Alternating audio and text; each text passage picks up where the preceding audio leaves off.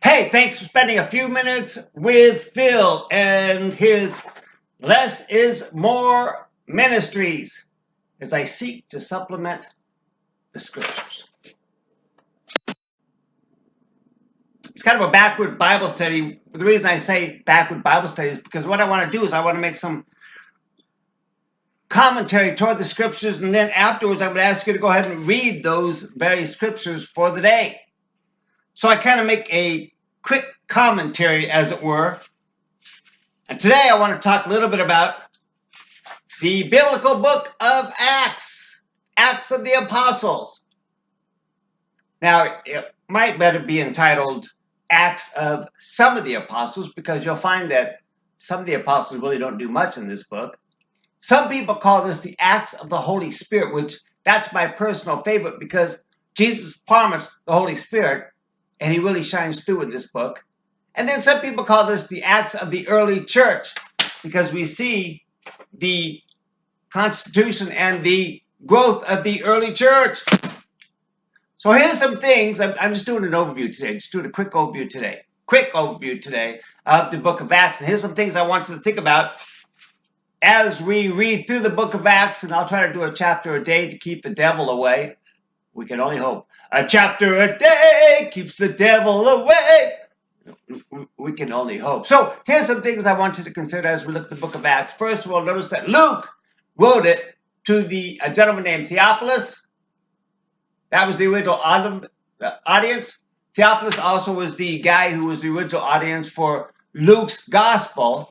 Some people think that he was some type of official in Rome, and this was actually a document that they were submitting to explain how Paul the Apostle ended up to be a prisoner in Rome. It's interesting, I like this name, Theophilus. Theo means God, and Phil means love, God, the lover of God. It's a great name, man. All righty, where are we at here? Okay, we talked about Theophilus. Well, notice in chapter 1 that the risen Christ promises the Holy Spirit. And we'll notice also in chapter 1 that there's 120 people in the church, so it's small. And Jesus gives them many words to say, to think about, and then he ascends. He ascends.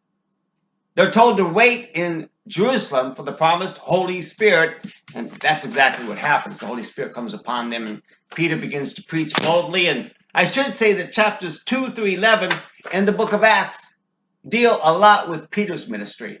Not all the way, but a lot of it has to do with, he seems to be the forerunner of the strength in the church for the first 11 chapters recorded in the book of Acts. But chapters 12 through 28 have to do with a gentleman named Paul. Paul becomes an apostle. In chapters 12 to 28, we see much more of Paul's ministry. And some things to think about when you look at Paul's ministry. One thing to think about is that he ends up going on 3 missionary journeys. And if you really want to understand the different letters that Paul writes, then it's good to know his missionary journeys and how he started certain churches and how they all go together. It's amazing.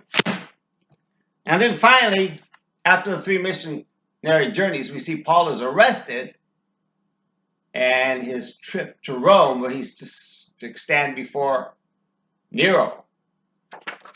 Nero was an interesting guy. I once read that, he could be a really good guy at times, but other times he could be a maniac. I heard once that he had some boats that sank, so he had some of his men go and whip the water of the sea. That's kind of crazy stuff. So anyway, the book of Acts, that's it for today, man. I hope you enjoyed this overview. And hopefully by tomorrow I'll do chapter 1. We'll do a quick commentary, and I'm going to encourage you to read the scriptures a chapter a day. Keeps the devil away. It's a good devotional time. All right. God bless you, and thanks for spending a few minutes with Phil.